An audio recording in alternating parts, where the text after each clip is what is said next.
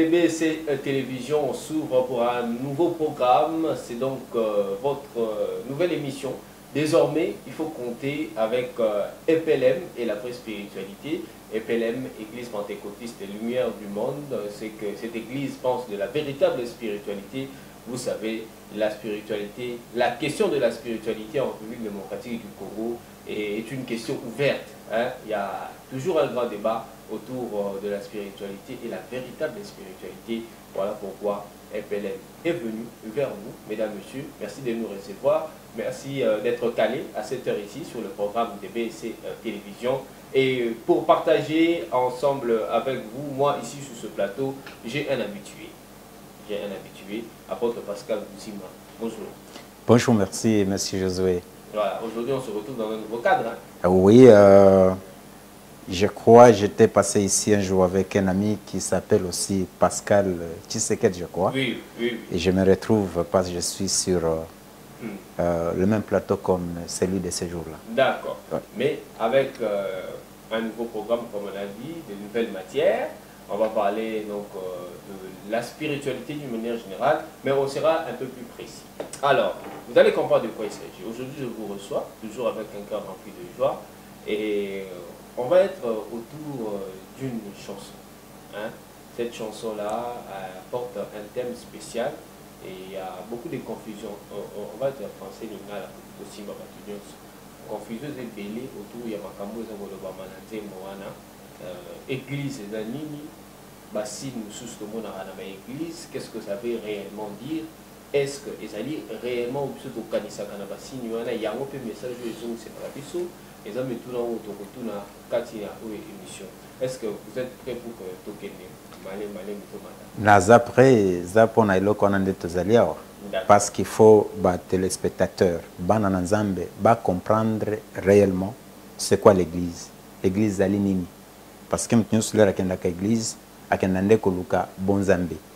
Koye Banzambe Azala dans la plénitude de la divinité. C'est pour cela ensemble-là, pour expliquer autour de ce thème.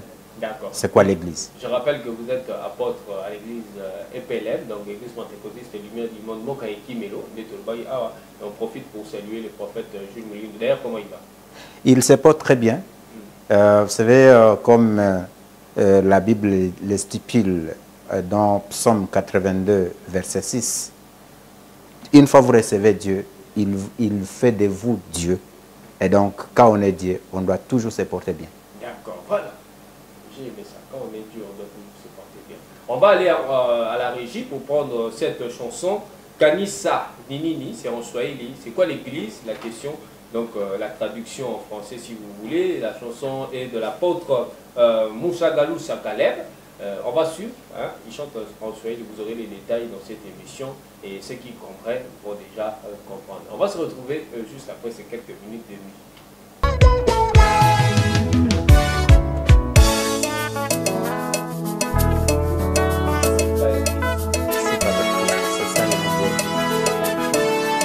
Hosea ile mstari wa 6.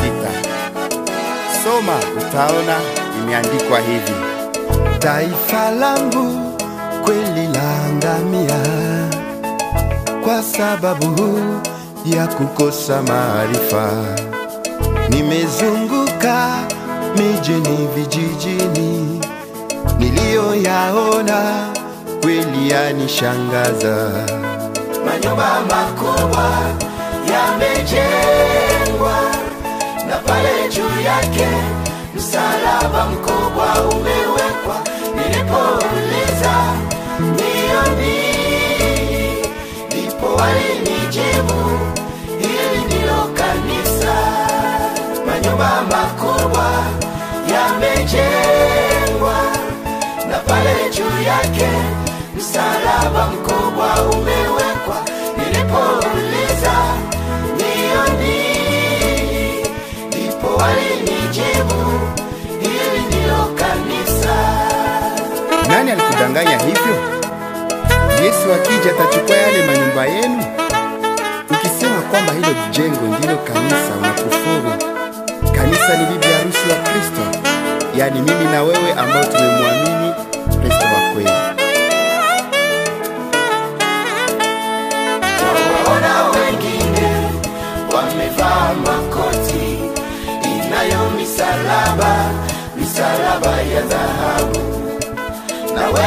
pia wameivaa shingoni ili kudhibitisha wao ndio wa Kristo. Twawaona wengine wamevaa makoti inayo misalaba, misalaba ya dhahabu, na wengine pia wameivaa shingoni ili kudhibitisha wao ndio wa Kristo. Quelle ignorance! Msalaba wa Yesu ulikuwa mti tena mkubwa na mzito sana. Kale kenye umevaa kadhabau tena kadogo, Yesu wako alikaenia kaka. Ninalo swali mnijibu, kanisa ni nini? Ninauliza mnijibu, msalaba ni nini? Je, kanisa kwako ni nyumba inayo msalaba? Mbona hata makaburini misalaba imejaa? Bwana Yesu alitundikwa katikati ya wamwizi. Uo msalaba unaotwajua jeni wa Yesu. Ninalo swali mnijibu, kanisa ni nini? Ninauliza mnijibu, msalaba ni nini? Je, kanisa kwako ni nyumba inayo msalaba? Mbona hata makaburini misalaba imejaa? Bwana Yesu alitundikwa katikati ya wamwizi. Uo msalaba unaotwajua jeni wa Yesu.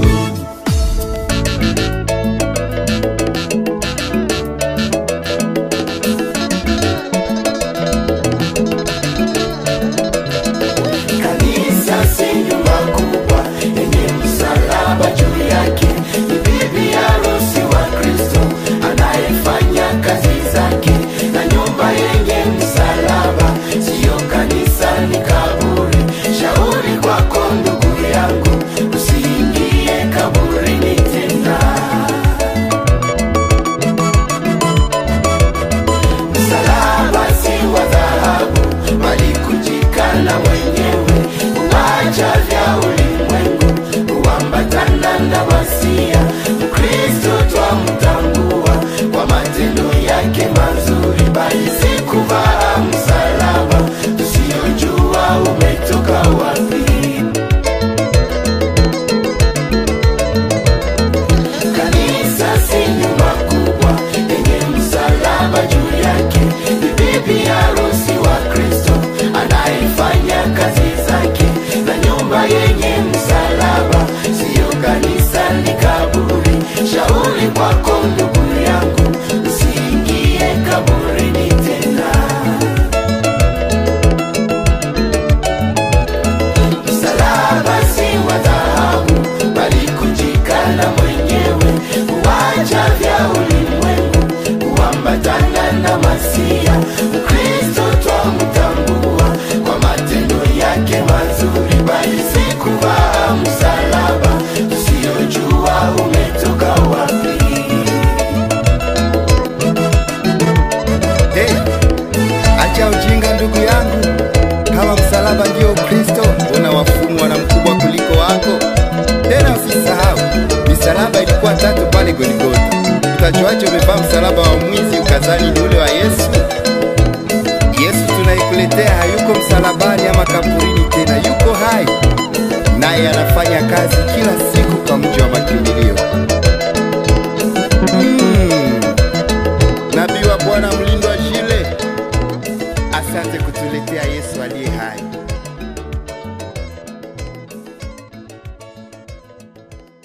C'était donc le titre Kanisa Ninini, comme je vous avais dit avant de lancer la chanson. C'est donc l'apôtre Caleb Moussagalous avec la chorale Sifas à Christo. Une chanson, ça sera autour de cette chanson que nous allons donc nous baser tout au long de cette émission. Nous allons décortiquer pour quatre invités fond et un message au Ezana. Alors, la première question à mon invité, l'apôtre Pascal Bouzima, la question comme on la pose dans la chanson, c'est quoi l'église? Une simple question, mais qui paraît compliquée. C'est quoi l'église? C'est ça la question qui a été lancée par la chorale. La chorale est composée des enfants de Dieu, les élus qui, n'est-ce pas, qui sont à l'église pentecôtiste Lumière du Monde, qui ont suivi les enseignements, vraie, de la vraie spiritualité, telle que cela a été révélé au prophète Gilles Moulindoua. Vous m'aviez posé la question l'autre fois, c'est quoi sa mission? Nous sommes en train d'entrer petit à petit dans sa mission. Il faut que les enfants de Dieu, les victimes qui sont dans ces églises-là, puissent comprendre exactement c'est quoi la vraie spiritualité pour que les Congolais puissent entrer dans leur droit. Alors cette question est lancée non seulement aux Congolais, mais au monde entier. Là où on rencontre, n'est-ce pas, les maisons, de grandes maisons, de grands bâtiments qui portent le croix. Et vous verrez que certaines personnes aussi portent le croix sur leur corps. Et quand on voit ça, quand il faut voir ça, c'est tout simplement pour vouloir, n'est-ce pas, montrer au monde qu'ils sont... ils sont purs, ils sont chrétiens, ils sont croyants. Ils sont chrétiens, oui. Effectivement, ce sont les chrétiens qui portent le croix. Parce que la croix était conçue, je crois, pour les chrétiens.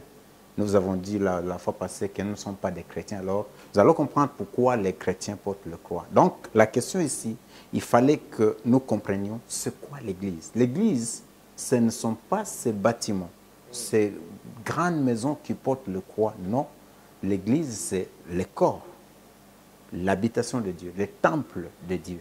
Un corps pur, un corps d'un homme qui a donné sa vie au Christ et qui a abandonné le monde, qui accepte de marcher selon le principe de Dieu, selon les Écritures.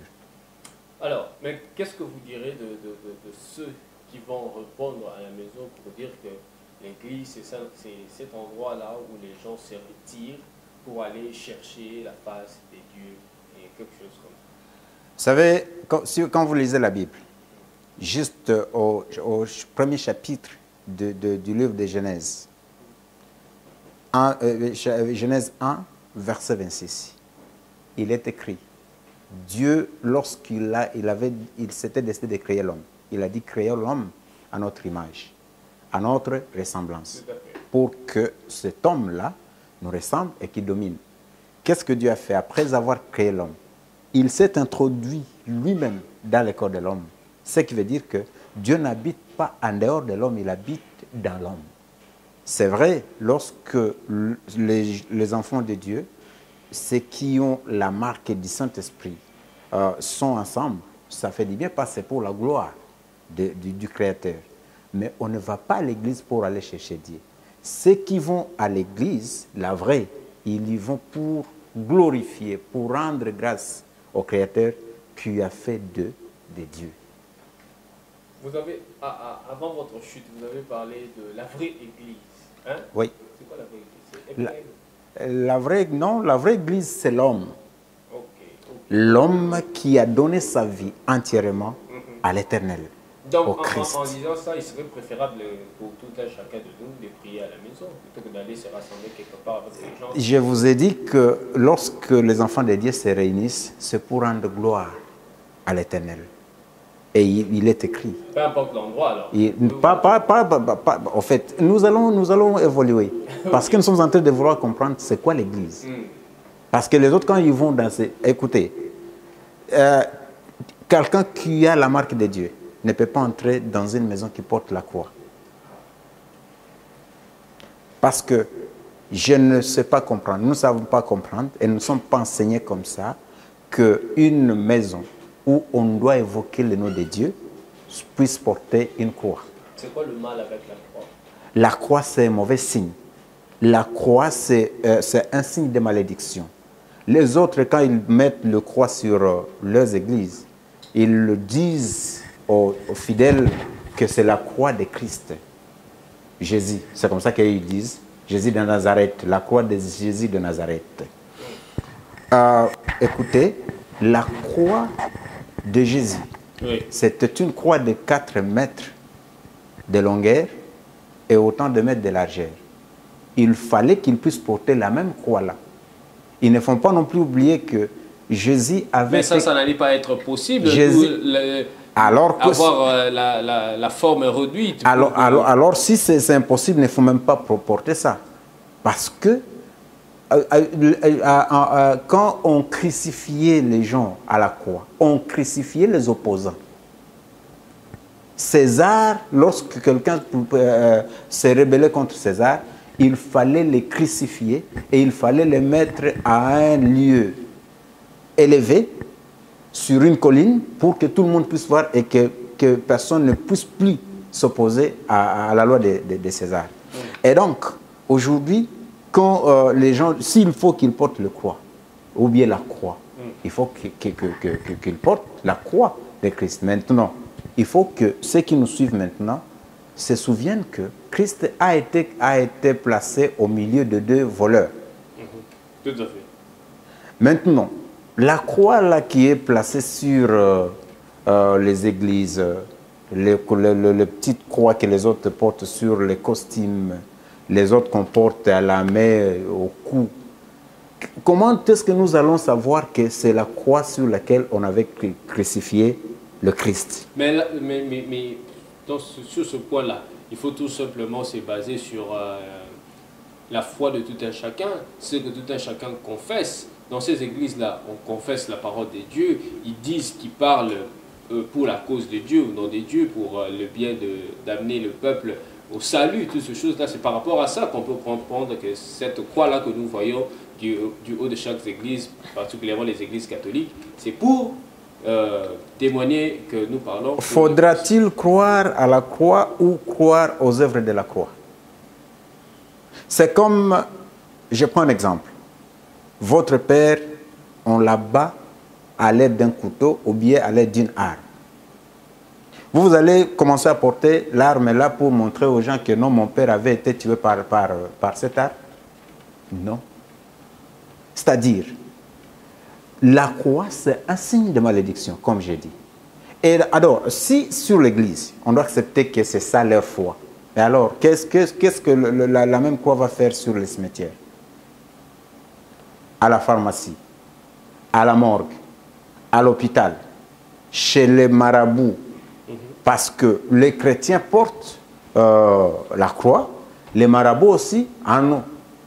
Dans leur maison de pratiques sorcelleries, tout ça, ils en ont là-bas. Maintenant, comment est-ce que nous allons, alors que toutes ces croix sont les mêmes, on ne sait pas différencier quelle est la croix des chrétiens et quelle est la croix des marabouts, quelle est la croix des magiciens, quelle est la croix qui doit être portée. Donc, c'est compliqué. C'est anormal. Mais quelle est maintenant la compréhension que vous avez de tout ça? Ou bien quelle est la différence? Vous marquez la différence à quel niveau? Notre compréhension par rapport à la croix, je vous ai toujours dit que nous nous référons aux Saintes Écritures. La croix est réservée aux gens qui sont maudits. Et les chrétiens doivent comprendre que si réellement ils croient au Christ que nous nous servons, ils doivent comprendre que Christ était crucifié à la croix pour porter nos péchés. C'était fini là-bas, parce qu'à la croix, il avait dit, tout est fini. Donc, ce n'est pas aujourd'hui que quelqu'un peut se permettre de continuer à porter la croix. Non, Christ a porté la croix une fois pour toutes, et ça devait rester là-bas. Parce que notre libération, c'était sur base, n'est-ce pas, de cette croix sur laquelle il avait été crucifié. Il avait porté nos péchés. Cette croix était réservée aux maudits. N'est-ce pas? Pourquoi il est monté sur cette croix? Parce qu'il fallait qu'il prenne toutes nos malédictions et monter avec sur la croix. Donc, quand les gens continuent à porter la croix, ils mettent ça sur les églises. C'est une façon de se condamner de nouveau, dire que non, nous-mêmes, nous devons porter notre croix. Ce n'est pas normal. Mais c'est également ce que le Christ a dit, que c'est lui qui voulait le suivre, qui puisse prendre sa propre croix et le suivre. Voilà. C'est comme ça, c'est ça même la confusion. Porter la croix, ça signifie quoi? Expliquez-nous. Parce que là, nous sommes là pour porter la croix. En fait. Porter la croix. Vous savez, dans toutes ces églises-là, moi, je peux vous dire d'emblée que ce sont des tombes. C'est pourquoi Christ, partout où vous verrez une croix, sur une maison qu'on appelle l'église, dites-vous que c'est un cimetière. Expliquez comment ça. Pourquoi? Christ a dit, vous voulez me suivre, portez votre croix. Ça signifie quoi? Il faut que vous puissiez renoncer au péché. Mais oui. Parce qu'aujourd'hui, là, moi et vous, nous pouvons sortir au boulevard. Peut-être vous allez voir des chéris, comme vous les appelez, les bébés. Mais moi, je ne verrai pas ça. Je sais que c'est autorisé, ça peut se faire, mais qu'est-ce que ça va me rapporter? Ça n'a pas de sens. Je dois porter ma croix, je dois maîtriser mon corps pour que je puisse plaire à mon Dieu, au Christ. Donc je n'ai pas droit d'aller faire quelque chose qui fasse à ce que Christ puisse ressentir les douleurs qu'il avait senties à la croix. Les autres maintenant, quand ils entrent dans ces tombes-là, dans ces églises, ils sont là-bas avec les péchés, ils commettent des gaffes dans ces églises. C'est pour cela que nous les appelons tombes. Donc, depuis des années durant, des mois, de semaines, de jours, et des générations même, des siècles, les gens allaient dans des églises où il y avait des croix. Oui. C'est seulement aujourd'hui, en 2022, bien en cette période ici, que vous venez pour dire que toutes ces églises-là, là où les gens ont prié, étaient en réalité des tombes. Vous savez, quand les chrétiens me suivent, c'est peut-être vous allez me contredire, mais les chrétiens, lorsqu'ils me suivent là, ils comprennent de quoi je parle. Il n'est pas normal que quelqu'un se retrouve dans une église et continue à souffrir des maladies de l'Égypte, comme eux-mêmes les appellent. Tout celui qui rencontre Dieu, tout celui qui entre dans la plénitude de Dieu, doit sentir qu'il a rencontré Dieu réellement.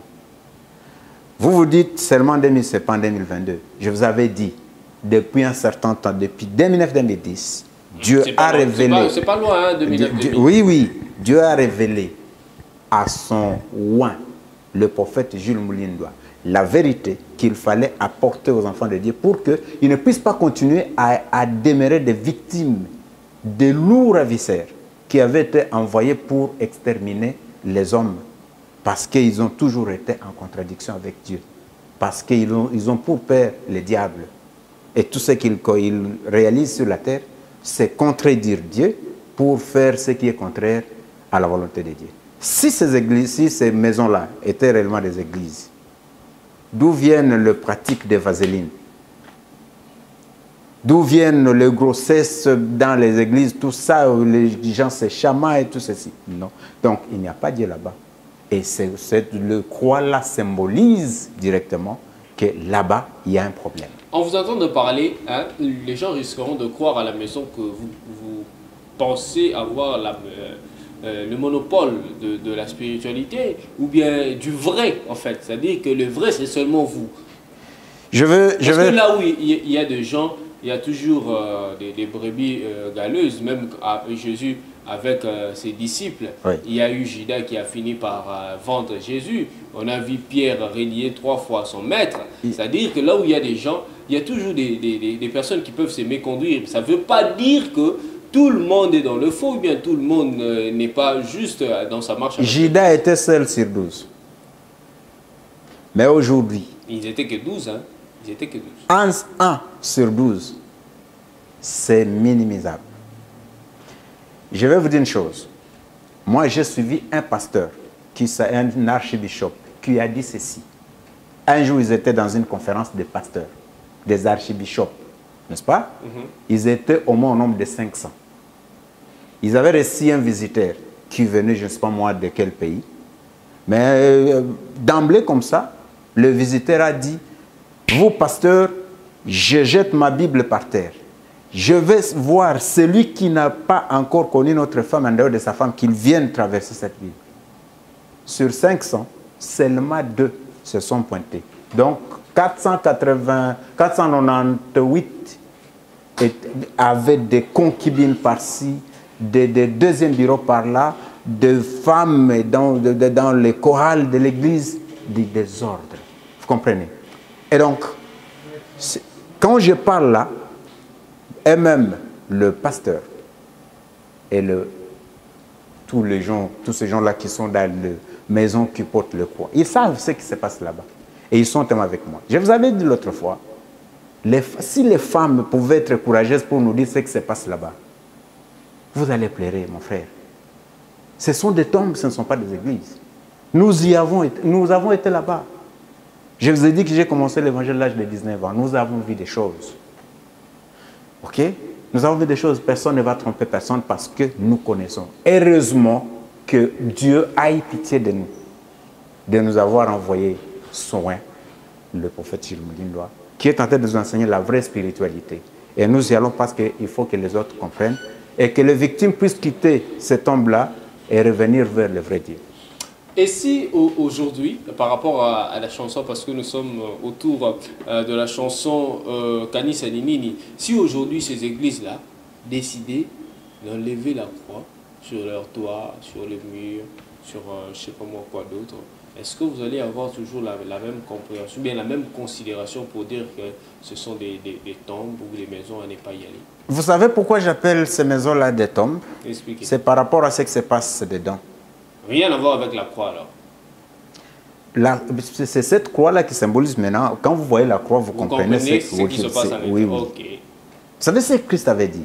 Il avait dit, vous pharisiens, vous paraissez purs alors qu'au-dedans, vous êtes comparables à des tombes qui sont, n'est-ce pas moi, blanchies, mais au-dedans, il y a des pourritures. C'est la même chose avec ces églises-là. Là, vous voyez les croix, tout ça. Ils ne peuvent, même si aujourd'hui, ils ne peuvent pas enlever ce croix-là, parce qu'ils sont dans le service de leur maître. C'est qui leur maître? Leur maître, c'est Christ qui est mort sur la croix. Non. Ils ne sont pas au service de Christ. Peut-être vous-même, vous ne connaissez pas l'origine de la croix. C'est au XVe siècle, quand les envahisseurs venaient sur le continent, partout au monde, quand ils venaient conquérir le monde. C'est le pape Nicolas V qui avait ordonné aux missionnaires de venir avec la croix, parce que cette croix-là symbolisait l'extermination de l'homme noir surtout. Okay. Et tout celui qui ne pouvait pas accepter ce qu'il disait, il fallait qu'il soit tué, tué, tué. Alors, les autres, quand ils ont récupéré cette situation, ils ont compris qu'ils pouvaient s'en servir pour continuer à captiver les victimes. N'est-ce pas? Mais, malheur à eux, le temps est arrivé où tout doit être mis au clair et que les victimes puissent quitter là-bas et aller rejoindre la vraie spiritualité. Voilà, malheur à eux en tout cas, malheur à toutes ces personnes-là, parce que le temps est venu, le temps de la vraie spiritualité.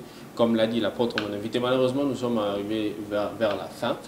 La vérité, la vraie spiritualité, le prophète Jules Moulindois est celui-là qui a été envoyé pour sortir les enfants de Dieu, en tout cas dans toute cette confusion-là que nous voyons aujourd'hui. Aujourd'hui, ça fait pratiquement mal, hein. Moi, je suis dans toutes les couches de la population pratiquement, mais il y a des gens qui ont vu leur spiritualité, bien leur foi être touchée, tuée carrément par rapport à tout ce qui se passe aujourd'hui dans les églises, les pasteurs qui ont adopté un comportement pratiquement qu'on connaissait chez les musiciens. Aujourd'hui, Bamboa qui est là koto, polémique à droite, un pasteur du haut de sa chair répond à un autre pasteur par rapport à leur conflit et toutes ces choses-là. C'est dans l'église, entre guillemets, des dieux que ces choses-là se font. Aujourd'hui, heureusement, avec le prophète Jules Moulindois, on espère et on croit dire comme faire que nous pourrons sortir de tout ça. J'aimerais vous donner un dernier mot. Nous sommes arrivés à la fin. Oui. Par rapport à tout ce que nous avons dit, pour rassurer un tout petit peu le peuple de Dieu, rassurer toutes ces femmes-là, tous ces hommes-là, tous ces jeunes gens-là qui aujourd'hui ne savent plus où donner la tête. Où donner la tête, il faut qu'ils donnent la tête à Christ. Ils doivent quitter cette tombe-là. Je vous avais dit la fois passée, au lieu de rencontrer un pasteur, il faut préférer rencontrer le diable. Parce que le pasteur, dans leur ensemble, n'est-ce pas, ils sont pires que le diable. Pas tous, hein. Je dis bien tous. Okay. Tous ces gens-là qui sont dans l'histoire de croix, de ceci, tout ce que vous voyez là, ils sont pires que le diable. Pourquoi? Souvenez-vous qu'on avait dit ici, le diable n'a pas connu les femmes parce qu'il n'a pas de corps. Et il arrive des fois aujourd'hui quand le diable observe ce que font les pasteurs, il regrette et dit non, non, non, moi j'ai péché, mais ce que font ces gens ici, ils dépassent les niveaux. Lui-même il regrette. Et donc, je ne trouve pas pourquoi les enfants de Dieu qui ont été créés à l'image de Dieu doivent continuer à rester sous, n'est-ce pas, l'emprise de ces bandits, appelons-les comme ça, Parce qu'ils sont en train de, avec les pratiques là, de vaseline, vous voyez un peu leur... Ça vous a choqué cette affaire de vaseline? Mais écoutez, là, moi j'applique ça sur le corps. Maintenant, je ne sais plus acheter ça à la boutique. Parce que quand vous rencontrez une femme dans une boutique, vous voulez acheter la vaseline, il commence d'abord par vous regarder. Mais il va faire quoi avec la vaseline? Vous voyez, tout ça, ça fait très mal. Donc, nous invitons les enfants de Dieu de chercher Dieu. S'ils trouvent qu'ils ne peuvent pas aller là où il y a la vraie spiritualité, qu'ils restent à la maison. Qui ne préfèrent pas rencontrer ces passés-là. D'accord. Merci beaucoup. C'était les derniers mots de notre invité. D'ailleurs, il sera en permanence. Il sera en permanence avec ce programme de EPLM, donc et la vraie spiritualité. Vous aurez tout ce qu'il faut ici dans cette émission pour comprendre réellement la véritable spiritualité. On aura même à vous mettre les prédications du prophète Gilles Moulin-Doigt, toutes ses interventions à gauche, à droite, dans les pays, partout il pourra se déplacer. Vous aurez tout ce qui fait, tout ce mouvement ici dans cette émission et pourquoi pas les autres choses autour toujours de la véritable spiritualité. Parce que le combat ici, c'est de nous réveiller, nous réveiller vraiment dans le vrai sens du mot. Merci à vous, apôtre Pascal, d'être passé. Merci beaucoup. On se retrouvera sans doute prochainement. Si vous me permettez de saluer l'apôtre Caleb Mchagalous, là où il se trouve à Goma. Vous n'êtes pas seul aujourd'hui aussi, hein? Et oui, nous sommes avec l'apôtre, c'est l'apôtre même de la ville de Kinshasa. L'apôtre Dan. D'accord. C'est lui qui encadre les âmes que nous sommes en train de récupérer chez le bandit pour essayer de les conduire vers la vraie spiritualité. D'accord. Merci à vous. Merci beaucoup. Merci aussi à toute l'équipe de BC Télévision, le cordon Blanchard Zola. Merci au DT Patrick Comba qui a été au four et moulin pour la réussite de cette émission. Et pourquoi pas Junior Kandolo aussi. Et on pense à toute l'équipe de la régie, Alpha Kandolo et Valentin Bolingeli. Moi c'est Josué Kalamba, vous savez. Portez-vous bien. On va terminer avec la chanson comme on a commencé avec elle. On va terminer avec Anissa Ninini de l'apôtre Caleb Mchagalous ainsi que la chorale Sifaza Christou. Mesdames, Messieurs, une belle chanson. Suivez et c'est par là que nous allons nous quitter pour nous retrouver la fois prochaine. Au revoir.